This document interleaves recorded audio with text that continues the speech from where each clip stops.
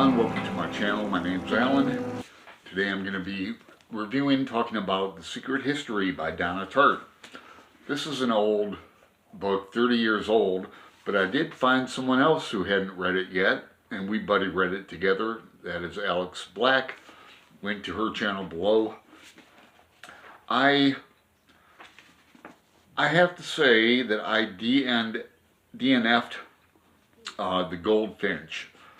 Not because I didn't love it, but because I was in a boxer group and there was a person or two who was dropping spoilers, and I was also going through a move from Portland, Oregon, so I had to DNF it.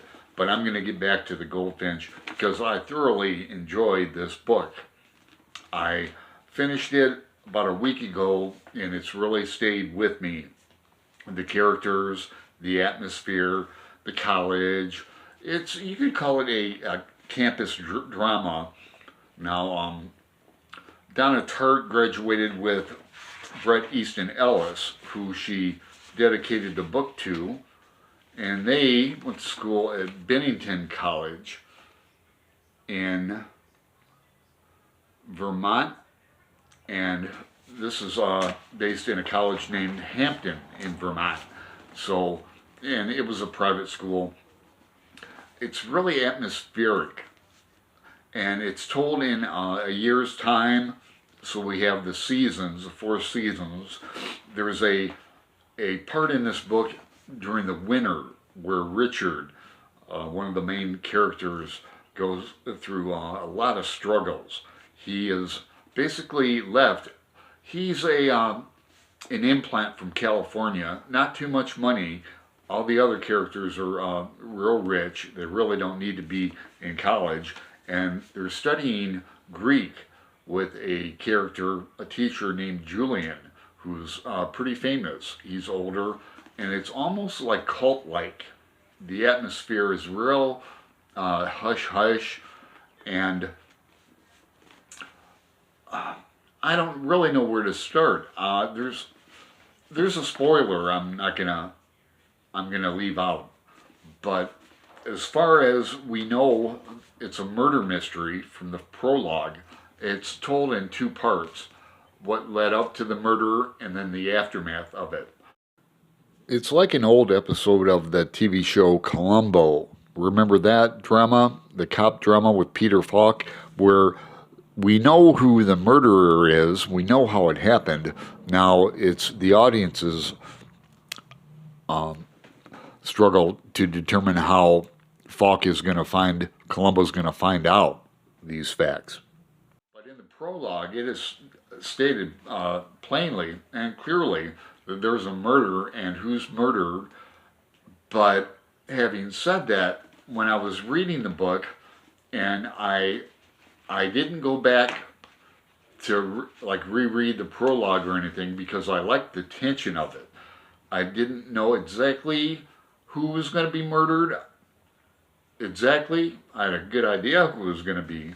Didn't know how, because they go through various methods of how to murder them. In fact, one character is a gourmet. They all have refined tastes as far as drink and eating is concerned, but they consider murdering him with an overdose of poisonous mushrooms. And that was really funny and interesting.